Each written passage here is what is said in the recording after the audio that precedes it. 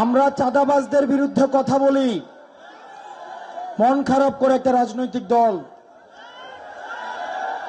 আমরা নির্বাচন কমিশনের দ্বিচারিতার কথা বলি, মন খারাপ করে একটা রাজনৈতিক দল। আমরা টেন্ডারবাজির বিপক্ষে কথা বলি, গুসা করে একটা রাজনৈতিক দল। আমরা সংস্কারের পক্ষে কথা বলি, গুসা করে একটা রাজনৈতিক দল। আমরা বলি লন্ডনে বসে ষড়যন্ত্র হয়, গুসা করে একটা রাজনৈতিক দল। লন্ডনে অবশ্যই ষড়যন্ত্র হয়। হাসিনার পতিত দূষররা একটা পক্ষ পালিয়েছে ভারতে, আরেকটা পক্ষ পালিয়েছে লন্ডনে।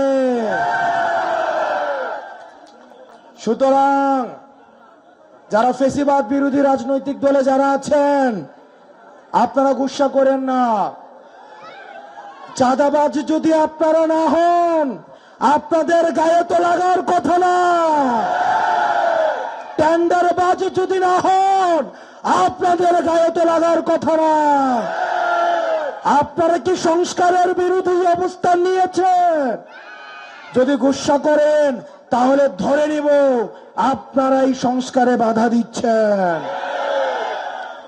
প্রিয় তরুণ প্রজন্ম, এখানে আমার যে ভাইয়েরা উপস্থিত হয়েছেন, পরবর্তী বাংলাদেশ আমাদেরকে বিনির্মাণ করতে হবে।